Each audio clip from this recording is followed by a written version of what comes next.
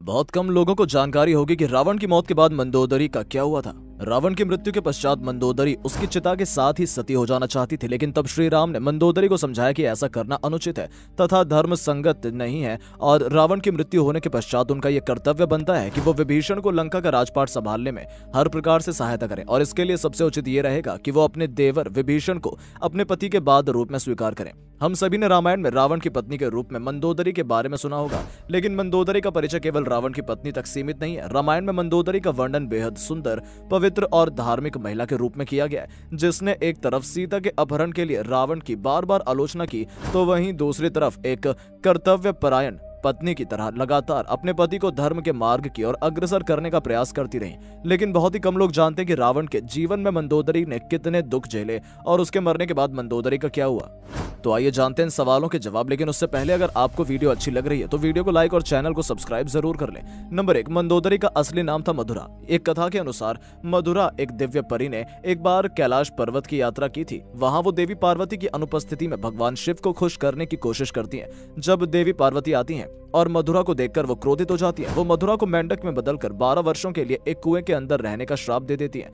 इसके बाद भगवान शिव देवी पार्वती से श्राप को कम करने का अनुरोध करते हैं, लेकिन माता पार्वती वो श्राप वापस नहीं ले पाती हैं, लेकिन वो कहती हैं कि मधुरा 12 साल बाद अपने असली रूप में आ जाएगी। नंबर 2, मायासुर और उनकी पत्नी हेमा की तपस्या।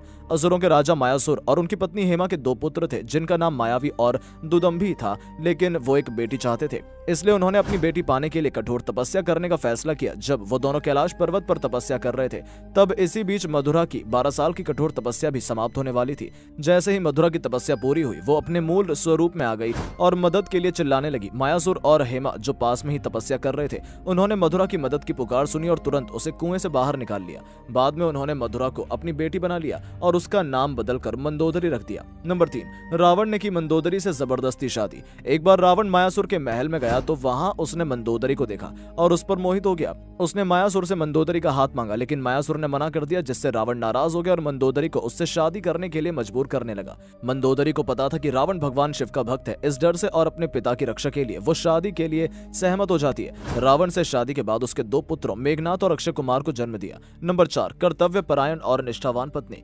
मंदोदरी रावण को उसके गलत कामों के लिए हमेशा टोकती थी। ये जानकर कि रावण अपने विनाश के मार्ग पर जा रहा था, मंदोदरी उसे लगातार धर्म के मार्ग पर लाने का प्रयास करती रही। नंबर 5, रावण के वध के बाद मंदोदरी का क्या हुआ।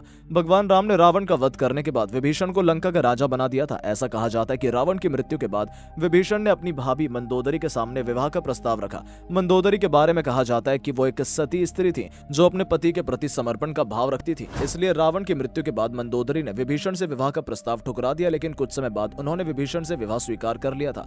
आपको हमारी वीडियो कैसी लगी कमेंट करके जरूर बताएं और ऐसी रोचक मजेदार वीडियोस के लिए चैनल को सब्सक्राइब करना बिल्कुल ना भूलें। धन्यवाद।